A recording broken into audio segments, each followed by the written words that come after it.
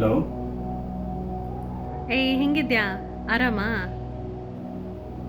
ಯಾರು? ಗೊತ್ತಾಗ್ಲಿಲ್ಲ. ಅದ್ ಬಿಡು, ನೀನ್ ಹೆಂಗಿದ್ಯಾ? ಏನ್ ಮಾಡ್ತಿದ್ಯಾ? ಅಲ್ಲ, ಯಾರು ಅಂತ ಗೊತ್ತಾಗ್ಲಿಲ್ಲ. ಆಮ್, ನೀವು ಯಾರು ಕಾಲ್ ಮಾಡಬೇಕಿತ್ತು? ಮೋಸ್ಟ್ಲಿ ರಾಂಗ್ ನಂಬರ್ ಡಯಲ್ ಆಗಿರ್ಬೇಕು ನೋಡಿ. ಏನಿಲ್ವಲ್ಲ, ನಾನು ಕರೆಕ್ಟಾಗೇ ಕಾಲ್ ಮಾಡಿದ್ದೀನಿ. ನಿನ್ನ ಜೊತೆ ಮಾತಾಡಬೇಕು ಅಂತಲೇ ಕಾಲ್ ಮಾಡಿರೋದು. ಏನು ಮಾಡ್ತಿದ್ದೆ? ಅಲ್ಲ, ನಾನೊಂದು ಸ್ವಲ್ಪ ಕೆಲಸ ಮಾಡ್ತಾ ಇದ್ದೀನಿ. ಇನ್ನೊಂದು ಸ್ವಲ್ಪ ಹೊತ್ತಿಗೆ ಫ್ರೀ ಆಗ್ತೀನಿ. ನೀನೇನೋ ಸ್ವಲ್ಪ ಹೊತ್ತಿಗೆ ಫ್ರೀ ಆಗ್ತೀಯಾ, ಆದರೆ ನಿನ್ನ ಸುತ್ತ ಇರೋರ ಬಗ್ಗೆ ಯೋಚನೆ ಮಾಡಿದ್ಯಾ? ಏನು ಹೇಳ್ತಾ ಇದ್ದೀರಾ? ನೀನಿರೋ ಜಾಗದಲ್ಲಿ ನಾನೂ ಇದ್ದೆ. ನಾನು ನಿನ್ನ ಥರನೇ ಯೋಚನೆ ಮಾಡಿದ್ದೆ. ನನಗೇನಾಯಿತು ಅಂತ ಕೇಳೋಕ್ಕೆ ಯಾರೂ ಇರಲಿಲ್ಲ.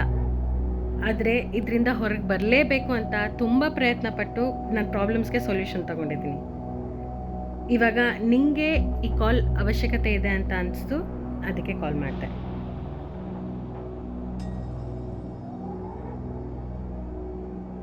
ಯಾರಿ ನೀವು? ಇದೆಲ್ಲ ಯಾರು ಹೇಳಿದ್ರು ನಿಮಗೆ?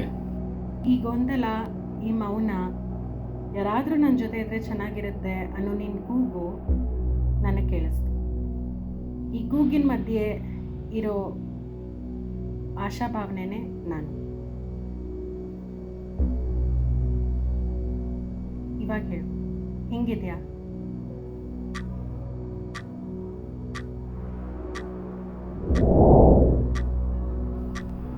ಅದು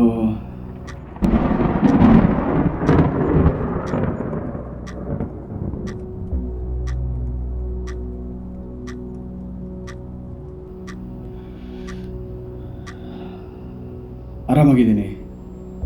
ನಿಜ ಹೇಳು. ಅಲ್ಲ, ಇವತ್ತಾದರೆ ನೀವು ನನಗೆ ಕಾಲ್ ಮಾಡಿದ್ದೀರಾ. ನನಗೆ ನಾಳೆನೂ ಕಷ್ಟ ಆಯಿತು ಅಂದರೆ ಏನು ಮಾಡೋದು? ಏನು ಕಷ್ಟ ಬಂದರೂ ಒಟ್ಟಿಗೆ ಎದುರಿಸೋಣ. ಎಷ್ಟು ದಿನ ಆದರೂ ಸರಿ, ಒಂದು ಸೊಲ್ಯೂಷನ್ ಸಿಗೋವರೆಗೂ ಜೊತೆಲಿ ಇರ್ತೀನಿ.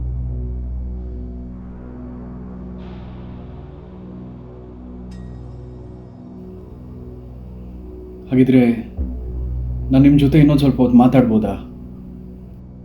ಎಷ್ಟು ಹೊತ್ತು ಬೇಕಿದ್ರೂ ಮಾತಾಡೋಣ.